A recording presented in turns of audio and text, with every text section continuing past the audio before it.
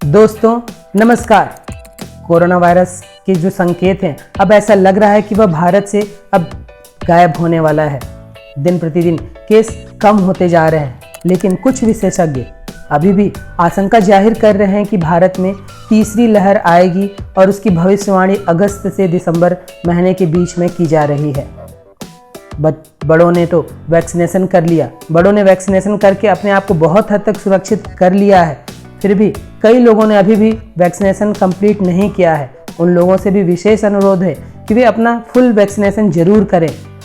अब आए हम बच्चों पर। क्या ऐसा चीज़ है जिससे हम बच्चों को इस तीसरी लहर से अगर आती भी है तो हम बचा सकें? बड़े तो किसी हद तक बच भी लेंगे, बच्चों को हम कैसे बचाएं, कैसे उन्हें इस खतरनाक वायरस से दूर रखें? हम आपको आयुष मंत्रालय की तरफ से जो गाइडलाइन जारी हुई है उसके बारे में भी बताएंगे। और वीडियो के अंत में मैं आपको कुछ ऐसे तरीके भी बताऊंगा जिससे बिल्कुल 100% आप अपने बच्चों को कोरोना जैसे खतरनाक वायरस से बचा सकते हैं। कुछ ऐसे 2-3 टिप्स जो कई देशों ने अपनाए और उन्होंने इस कोरोना वायरस को मात दी और बच्चों तक वह कोरोना वायरस नहीं पहुंच पाया। मैं अंत में आपको वह कुछ चीज़ें भी बताऊंगा। सबसे पहले हम जानें कि हम बच्चों को कैसे इस कोरोना वायरस से या इसकी तीसरी लहर से बचा सकते हैं।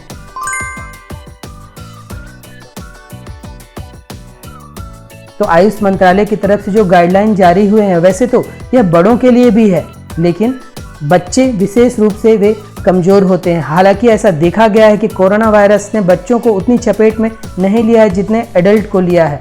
तो क्या है वह गाइडलाइन? गाइडलाइन वही है, हाथ धोते रहें, भीड़ में जाते समय मास्क का प्रयोग करें, बच्चों को योगाभ्यास, प्राणायाम, ध्यान आदि के लिए प्रेरित करें, गुनगुने पानी पिलाते रहें, काढ़ा, च्यवनप्राश आदि का सेवन कराएं। ऐसे कुछ गाइडलाइन है। सोशल गैदरिंग से उन्हें दूर रखें, उन्हें घर पर ही रखें। ऐसे कुछ गाइडलाइन है जो आप सबको मालूम है। लेकिन अब यह जो गाइडलाइन है यह किन बच्चों के लिए है और किन बच्चों के लिए नहीं है?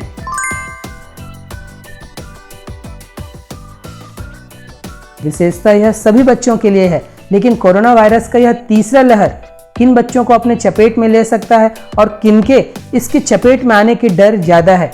ऐसे बच्चे जो बीमार ज़्यादा पड़ते हों, जिन्हें किसी प्रकार के फेफड़े से, लंग से संबंधित बीमारी हो, वे हृदय के, किडनी के, लीवर के पेशेंट हों, ऐसे बच्चों को ज़्यादा डर है। जो बच्चे दुर्बल हों, जिनकी इम्यूनिटी कमज़ोर हो, उनको इसके तीसरे लहर के चपेट में आने की डर ज़्यादा है। तो ऐसे बच्चों को आप घर पर ही रखें, सुरक्षित रखें। हो सके तो 2-3 महीने उन्हें कहीं मत जाने दीजिए, घर पर सुरक्षित माहौल में रखिए। यह सबसे कारगर तरीका होगा।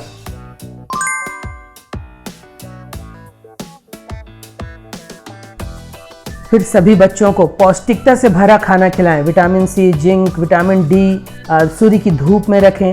ऐसे पौष्टिक खाना जब वे बच्चे खाएंगे तो उनमें इम्यून सिस्टम अच्छा होगा, उनमें ताकत, उनमें पुष्टता ज़्यादा बढ़ेगी और वे कोरोना जैसे वायरस से बचे रहेंगे। तो उनके खान पान पर विशेष ध्यान दें। डब्बा बंद खाने, जंक फूड, इस तरह के भोजन से उन्हें दूर ही रखें।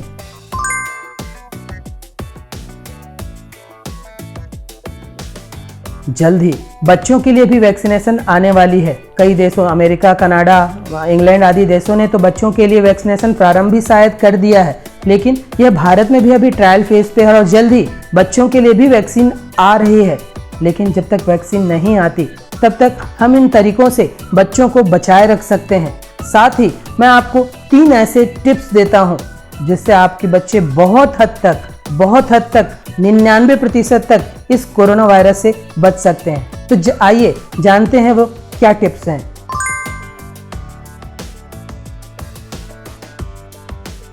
पहली और सबसे जरूरी टिप्स कि एडल्ट, सारे वयस्क अपना वैक्सीनेशन कंप्लीट करें। इन वयस्कों के माध्यम से ही यह वायरस बच्चों तक पहुंच सकता है। हम वयस्क ही कारण बन सकते हैं बच्चों तक इस वायरस को पहुंचाने का। तो जरूरी है कि सभी एडल्ट अपना वैक्सीनेशन का कोर्स, दोनों डोज कंप्लीट करें, जल्द से जल्द करें। जो निर्धारित समय अवधि है उसमें वह अपना डोज कंप्लीट करें। इजराइल, अमेरिका, ऐसे देश जिन्होंने अपने एडल्ट वयस्कों पर पूर्ण वैक्सीनेशन किया, उन देशों में बच्चों तक कोरोना नहीं पहुंच पाया है। तो सबसे ज़रूरी बात, अगर आप अपने बच्चों को इस खतरनाक वायरस से बचा कर रखना चाहते हैं तो पूर्ण वैक्सीनेशन लें और लोगों को जागरूक करें, क्योंकि कई जगहों पर ऐसे गलत चीज़ें फैलाई जा रही हैं, भ्रम फैलाया जा रहा है कि इस वैक्सीनेशन से ऐसा हो जाएगा, उस वैक्सीनेशन से वैसा हो जाएगा। तो उस भ्रम को तोड़िए, लोगों को जागरूक करिए, उन्हें वैक्सीनेशन सेंटर तक जरूर भेजिए। जब तक एडल्ट पूर्ण रूप से वैक्सीनेट नहीं होंगे, बच्चों पे भय बना ही रहेगा। और अगर एडल्ट पूर्ण रूप से वैक्सीनेट हो जाते हैं तो बहुत ही कम चांस है कि किसी बच्चों को कोरोना अपने चपेट में ले।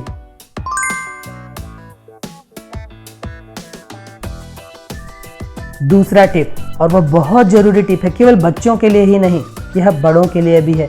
मैं बार बार हर हेल्थ टिप में इस बात को कहता हूँ कि जल्दी सोइए।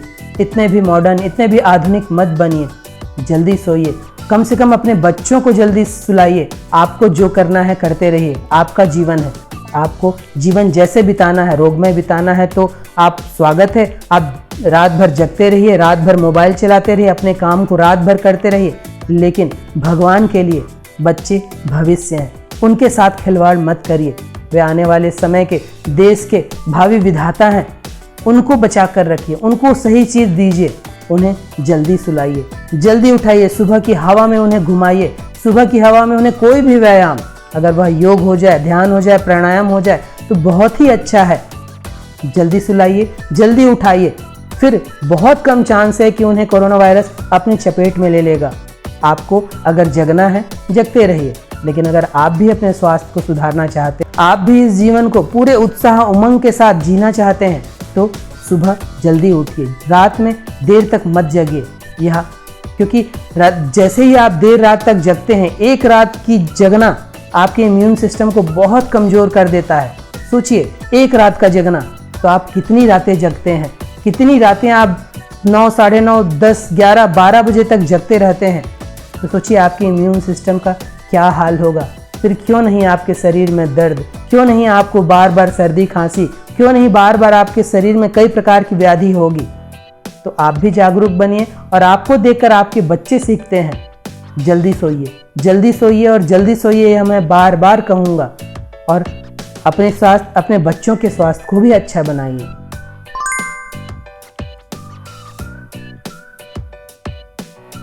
अब तीसरा टिप, और यह भी बहुत ज़रूरी टिप है। मैंने कई लोगों को देखा है कि वे दिन भर न्यूज़ चैनल लगाकर बैठ जाते हैं, बच्चों के सामने वे भय दिखाने वाली बात करते हैं कि कोरोना वायरस ऐसा, तो उससे ऐसा हो गया, तो वो ऐसा हो गया। आपकी सोच का आपके शरीर पर बहुत प्रभाव पड़ता है। अपने बच्चों को वह चीज़ ना दें।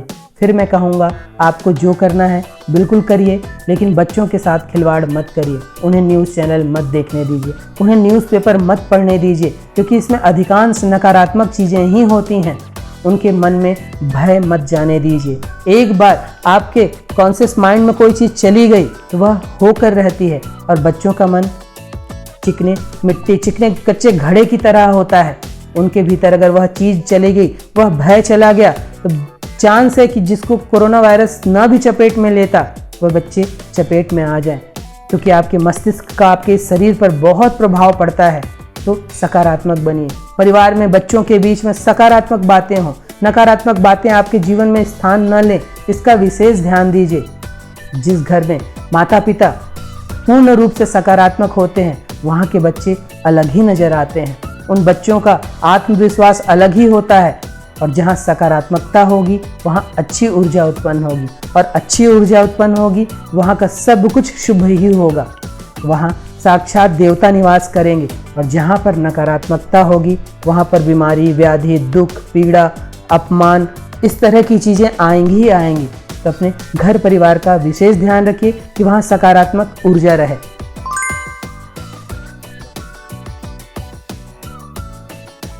तो दोस्तों, यह तरीके जिससे आप बच्चों को कोरोना की तीसरी लहर से बचा सकते हैं, अगर वह आई तो। वैसे अब संकेत ऐसे हैं कि वह बहुत कम चांस है कि कोरोना की तीसरी लहर आएगी, लेकिन मैं बार बार कहता हूं कि इलाज से कहीं अच्छा है परहेज।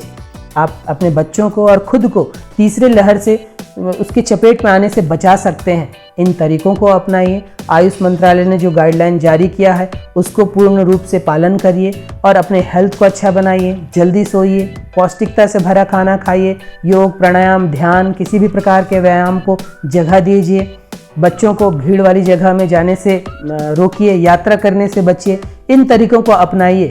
फिर यह कुछ महीनों की बात है, 2-3 महीने अगर आई भी तीसरी लहर, 2-3 महीने अगर आपने परहेज कर लिया, घर में बैठ गए, तो कोई दिक्कत नहीं होने वाली है। हमने वैसे भी 2 साल बिताए हैं।